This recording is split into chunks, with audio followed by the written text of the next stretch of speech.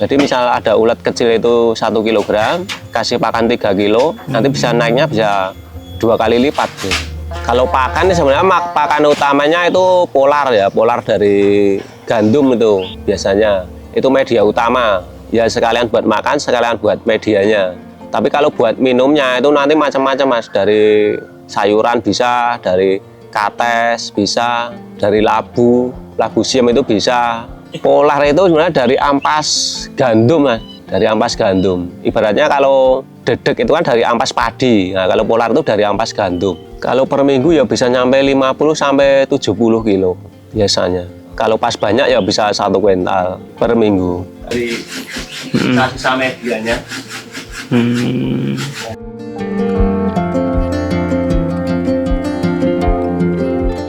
Nama saya Naning Julianto, alamat di Pondok 2 Wonolelo Widodo Martani Ngemplak Sleman, Yogyakarta. Usaha kami di budidaya ulat Hongkong. Kami mulai usaha kurang lebih hampir 3-4 tahun terakhir gitu. Sebenarnya kerja swasta Mas, ikut transportasi lah, kayak di Trans Jogja dulu awal-awal. Karena di ulat Hongkong ini kita kewalahan penanganannya, akhirnya ya kita memutuskan untuk resign dari kerjaan terus fokus ke ulat Hongkong. Sebenarnya ini nggak sengaja juga sih Mas. Awalnya juga nggak tahu menau tuh Mas soal ulat Hongkong ini kan kita nggak tahu. Cuman dari teman kemarin kenalin ini ulat Hongkong ini, akhirnya kita coba-coba. Ternyata kok bisa, terus pasar juga kayaknya peluangnya masih terbuka. Akhirnya kita seriusin gitu kan.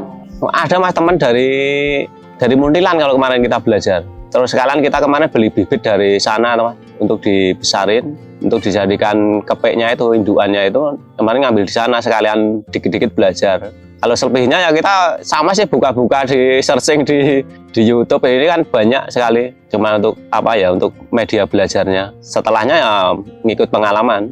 Pertama dulu kita ngambil bibit 10 kilo Mas.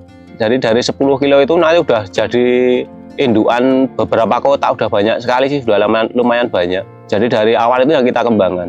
10 kilo itu waktu itu kita jadikan 5 kotak, jadi per kotak kita isi 2 kilo. Pernah gagal nggak Pak? Yo, pernah juga Mas, karena kan baru pertama Mas, belum tahu. Ada banyak yang mati kemarin pas awal-awal itu. Untuk perawatannya mungkin ya itu namanya baru awal kita belajar, masih agak kesulitan cara pakannya, cara perawatannya. Tapi lama-lama ya bisa sendiri nanti dari pengalaman kita.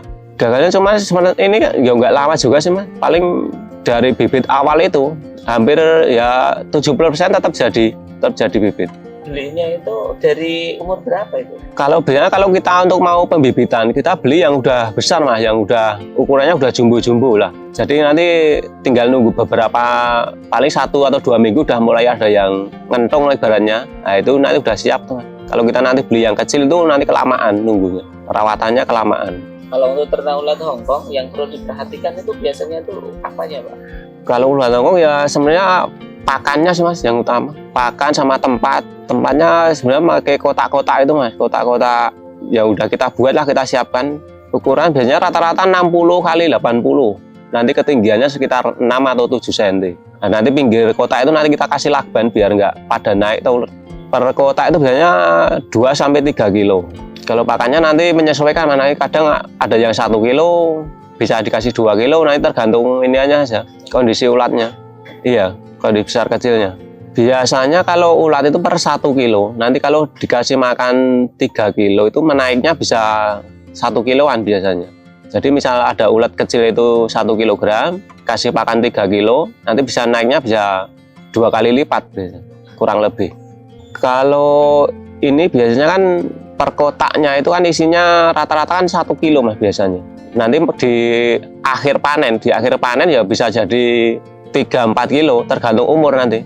Kalau bisa full sampai maksimal ya bisa jadi 6 kilo, bisa 5 kilo, 6 kilo. Misal dari ular Hongkong yang baby kecil-kecil lembut-lembut itu nanti jadi ukuran jumbo ya, itu bisa lebih banyak lagi. Jadi nanti tergantung ukurannya.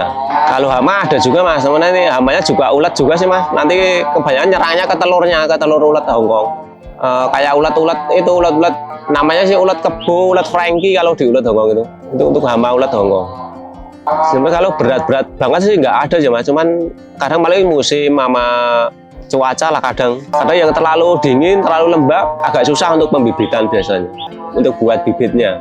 Kalau pakan sebenarnya pakan utamanya itu polar ya, polar dari gandum itu biasanya.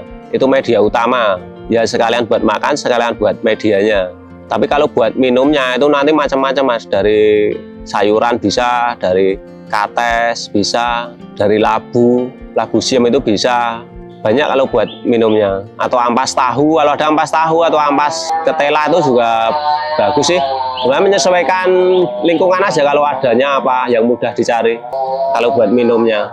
Kalau ampas tahu itu emang buat minumnya teman. Jadi tetap polar media itu tetap harus ada polar. Nah itu baru minumnya nanti untuk ampas tahu itu bisa sehari sekali aja, sehari sekali atau 2 kali, nanti pagi atau sore atau pagi sore bisa. Nanti ukurannya menyesuaikan. Polar itu sebenarnya dari ampas gandum lah, dari ampas gandum. Ibaratnya kalau dedek itu kan dari ampas padi. Nah, kalau polar itu dari ampas gandum. Biasanya kalau kita nyari ya cukup di warung pakan. Tapi kalau aslinya mungkin impor mungkin ya Mas ya. Kalau produksi Bapak per minggu itu berapa Pak? Kalau per minggu ya bisa nyampe 50 sampai 70 kilo biasanya. Kalau pas banyak ya bisa 1 kuintal per minggu. Harga dari petani berapa? Kalau harga, kalau ulet Hongkong itu naik turun Mas. Jadi ada masanya rendah sekali, ada masanya tinggi sekali. Nanti ngelihat situasi pasar. Kalau barang lagi banyak ya biasanya barang murah. Kalau lagi kurang biasanya harga naik. Panen itu susah diprediksi ya. Tapi kalau yang kita alami itu biasanya kalau pas murah itu bulan-bulan Agustus sampai Desember itu biasanya agak murah. Biasanya kalau menurut pengalaman ya, menurut pengalaman. Tapi kalau harga tinggi itu biasanya bulan-bulan Januari nanti sampai ke Agustus itu harga mulai naik. Ya kadang masanya ada masa apa? Ada bulan-bulan tertentu yang bikin produksi kepek yang buat induk itu pas muda itu kan biasanya terus banjir tuh Mas, 2 bulan kemudian kan terus banjir, barang terus banyak, produksi banyak. Tapi ada kalanya produksi kepe itu agak susah. Nah itu nanti efeknya kan 2 bulan 3 bulan ke depan barang jadi kurang. Jadi dari teman-teman dari Jawa Timur itu kalau sana kan panennya nggak cuma kintalan Mas, per peternak biasanya sampai ton-tonan kan. Kalau dari sana emang pusatnya itu dari teman-teman Jawa Timur biasanya, pengaruh sekali. Pengaruh di mana aja betul Pak? Ya pengaruh di pasaran, di banyak dikitnya barang itu biasanya dari sana. Harganya juga turun. Kalau pas banyak tentunya tetap ikut turun Mas. Ulat Hongkong itu sebenarnya itu diperuntukkan untuk apa sih? Ulat Hongkong itu biasanya untuk pakan ya Mas, untuk pakan peternakan sebenarnya, pakan burung, pakan ikan, pakan burung sama pemancing biasanya malah. Buat umpan-umpan pancing itu juga luar biasa banyaknya, kayaknya hampir sama buat pakan itu.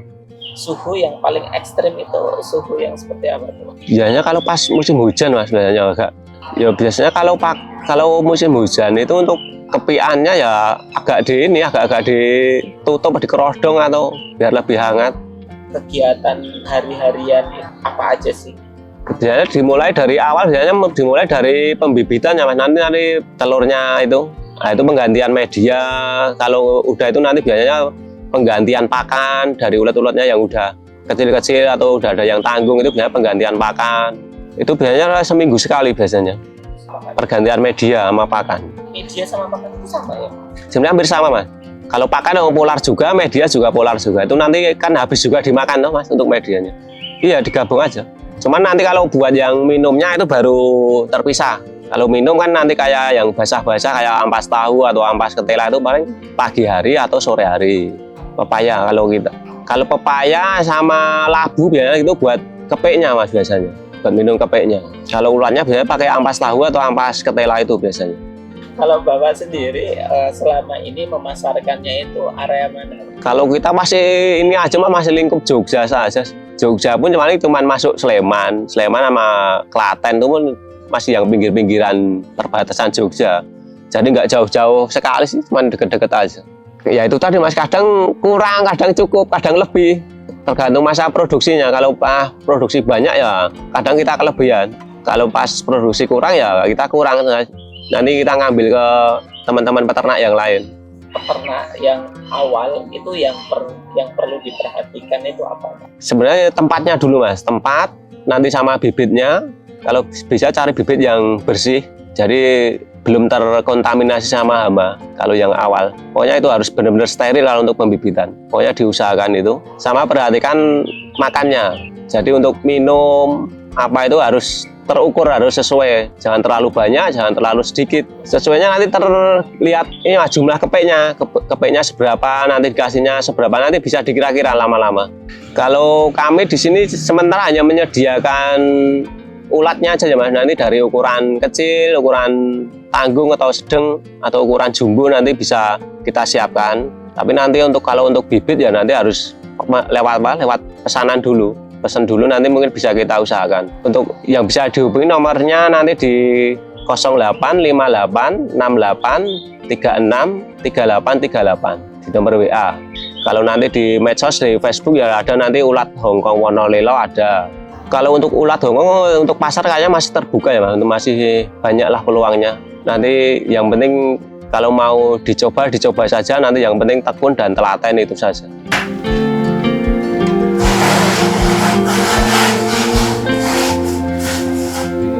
Siap sudah.